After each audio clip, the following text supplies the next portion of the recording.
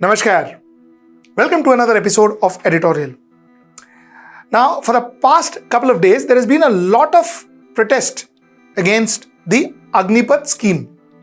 Agnipath is a recruitment reform that the defense services had introduced in the country. Lot of protests. My today's editorial, let us spend some time to identify the pros and cons of Agnipath. I spoke to you about Agnipath a couple of days back, 2 days back in my editorial. Post that, I spoke to a lot of defense personnel. I spoke to a lot of administrative personnel. I spoke to a lot of HR experts. And that's how I've got today's editorial for you. So let's discuss Agnipath and let us discuss the pros and cons of Agnipath, and you decide. You decide whether it is good for the country or not good for the country. Let's get right into the show. There has been no recruitment since 2019, since the COVID. 2019, that is 2020, 2021, 2022, a lot of kids have been preparing themselves to join the army. What happens to those kids if this scheme comes through? What happens to kids who have already given tests, who have already passed tests? Even they have been put in limbo. So the fact is, these kids are very angry and rightfully so. These kids are angry and rightfully so. So one of the major drawbacks of the scheme is, what are you doing about those kids? And this seems to be a standard operating procedure of the government when they take such decisions, random decisions, without covering all the factors around that decision.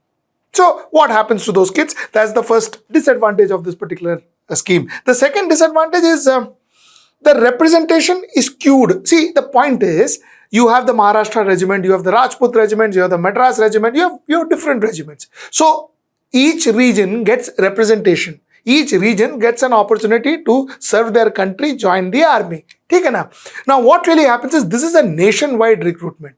So when it's a nationwide recruitment, the representation would be skewed, could be skewed.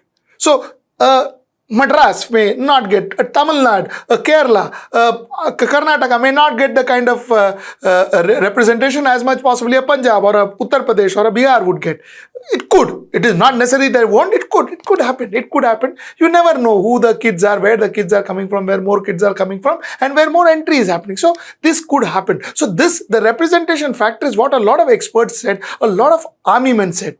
But let me tell you, in the same breath, I also need to tell you, it is not that today in Madras regiment, everybody there are South Indians. It doesn't work that way. There are a lot of people from a lot of other states that has gone and joined Madras regiment, like a lot of people have joined the Gorkha regiment, like a lot of people from a lot of states have joined the Punjab regiment, and so on and so forth.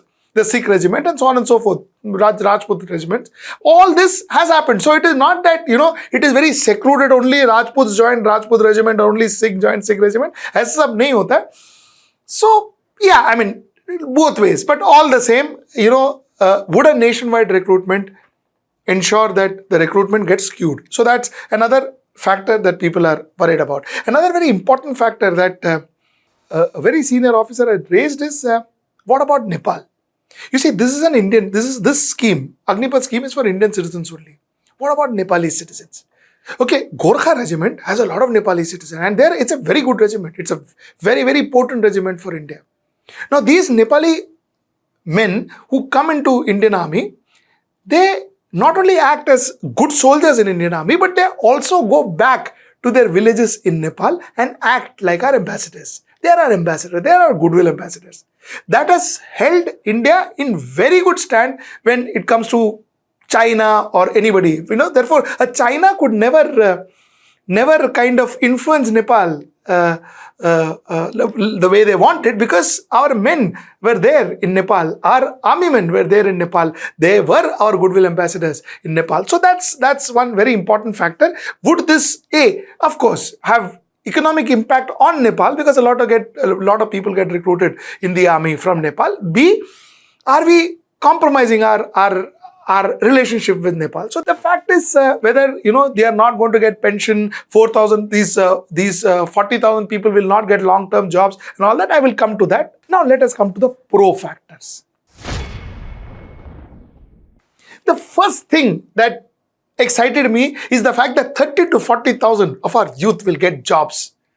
30 to 40,000 of our youth will be joining the army, which will ensure that this disillusionment amongst youth that World Economic Forum spoke about and which I thought was a very serious problem in our country, that will be addressed. At least these boys and girls who are joining the army, they will not get disillusioned. That's my point number one. From 17 and a half years, they've increased it to 23 years this year. Next year, it will go back to 21 years is what I understand. So from 17 and a half years to 21 years, 4 years of their service will be very, very helpful for these kids. That's my point number one.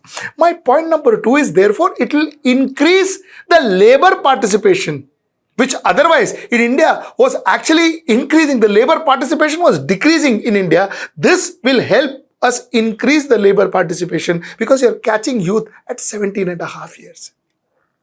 That's the second point.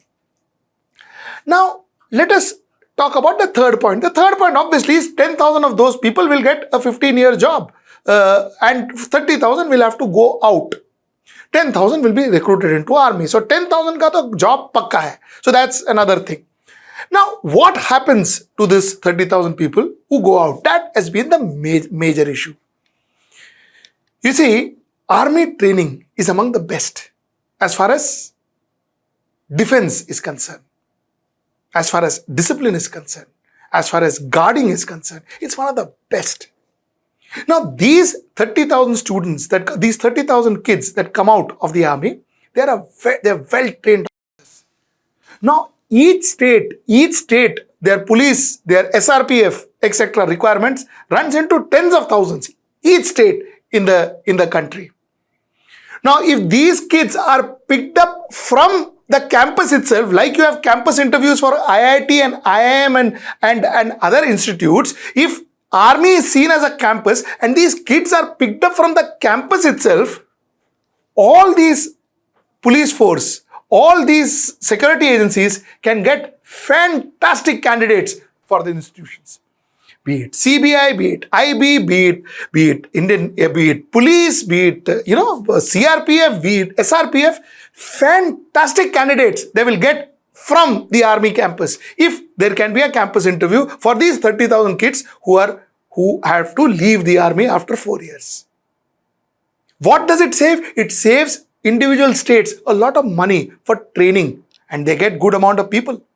What does it save for the state? It saves, you can recruit people directly into your operational team. You don't have to wait for 1 year, train them, make them happen, you can directly put them with a small, induction training, you can put them and they can be operational. Secondly, the quality of training that is delivered by the army is to a very major extent far better than the quality of training that is delivered by other security forces. So you get grade A quality staff to join you. India also needs to think about army like a professional force. You see, while recruitment is important, while getting people jobs are important, while paying them is important, but India also has to think about their army. Now look at it this way. Army, if they recruit 30,000 people or 40,000 people, let 30,000 people go and 10,000 people is retained. First of all, it brings down the burden on the exchequer, which is a fact. Because either then you have to decide कि भाई ठीक है हम नहीं बढ़ाएंगे army, हम army को limited रखेंगे, या you say that I will increase the force of the army, but also I will ensure that the exchequer is not put burden to, because tomorrow I will not be able to pay. I will not be able to pay my people. That is a problem. So you get 10,000 people who are permanent, who will work with you for 15 years more, that is 4 years, and 15 years more, that is 19 years technically. That this 4 years is not included in that 15 years, by the way. So it is 19 years technically you get to work. That's one. Secondly, this 30,000 people who we have trained are out in the marketplace. So each year you are increasing your temporary force by having those 40,000 people. You are increasing your permanent force by 10,000 people.